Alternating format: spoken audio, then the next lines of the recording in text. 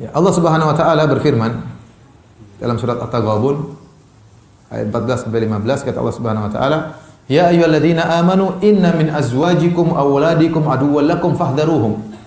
Wahai orang yang beriman, sungguhnya di antara istri-istri kalian dan di antara anak-anak kalian adalah musuh bagi kalian, maka waspadalah.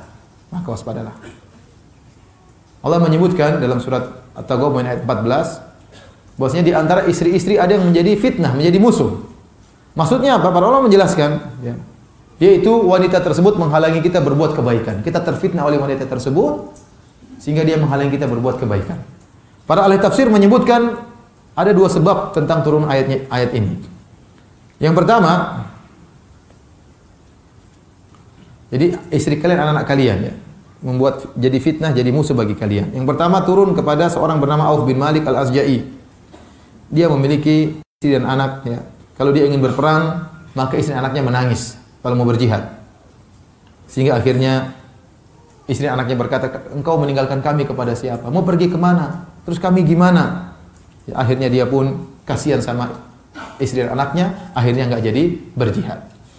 Inilah musuh bagi kalian, menghalangi sang suami untuk berjihad di jalan Allah Subhanahu wa taala. Ini yang pertama. Yang kedua,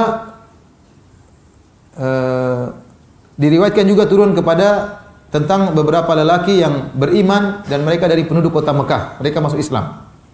Sementara Nabi di Madinah. Wa aradu an ya'tu Nabiy sallallahu alaihi wasallam fa aba azwajuhum auladuhum an yad'uhum. An ya'tu Rasulullah sallallahu alaihi wasallam. Maka tatkala mereka hendak pergi ke kota Madinah, dilarang oleh istri dan anak-anak, jangan pergi, jangan pergi. Akhirnya dia enggak jadi pergi. Mereka enggak jadi pergi kepada Nabi karena kasihan sama anak istrinya. Falamma hajaru ila Nabi sallallahu alaihi wasallam ba'da zamanin tawil, setelah waktu lama akhirnya mereka pun berhijrah kepada Nabi sallallahu alaihi wasallam. Ra'aun nasa qad faquhu fid din. Mereka lihat orang-orang sudah banyak yang pintar, mereka terlambat. Karena baru ketemu Nabi belakangan. Ya. Akhirnya mereka jengkel sama anak istri mereka. Gara-gara anak istri saya akhirnya terlambat belajar. Yang lain sudah pintar, saya masih goblok, kira-kira gitulah. Hammu an yu'aqibu auladahum wa nisa'ahum. Akhirnya mereka bertekad untuk memberi pelajaran, menghukum anak dan istri mereka. Maka Allah Subhanahu wa taala, ya, karena anak istri mereka yang membuat mereka tercegah untuk segera berhijrah kepada Nabi. Akhirnya hijrah mereka terlambat, akhirnya ilmu mereka sedikit. Akhirnya Allah tegur mereka, kata Allah, wa in ta'fu wa tasfahu wa taghfiru fa innallaha ghafurur rahim. Sungguhnya namun kalau kalian maafkan, berlapang dada dan mengampuni, maka itu lebih baik bagi kalian dan Allah Maha Pengampun lagi Maha Penyayang. Jadi ayat ini menjelaskan, ya ayyuhalladzina amanu inna min azwajikum auladikum aduwwan lakum fahdharuhum. Wahai orang beriman, sungguhnya sebagai istri kalian, sebagian anak kalian adalah musuh bagi kalian. Ayat ini menjelaskan bahwa terkadang istri kita menghalangi kita untuk berbuat kebaikan. Contoh, mengajari kita untuk pelit. Kita bersedekah, jangan dulu. Bangun rumah dulu baru bersedekah. Akhirnya enggak jadi bersedekah. Ya.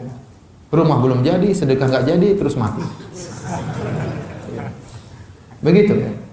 Mau menyambung silaturahmi dengan kerabat, dilarang sama istri. Mau kemana kamu? Mau jenguk kakak saya. Enggak usah dijenguk, nanti aja lah. Dia juga enggak pernah nengok kita kok. Ya, ini enggak jadi. Enggak jadi. Mau kasih ibu uang berapa? 1 juta. Mau saya kasih ibu. Buat apa 1 juta? Ya buat ibu makan. Ibu tuh belinya makannya tempe tahu 200.000 saja. Jadi menghalangi kita untuk berbuat apa? Kebaikan.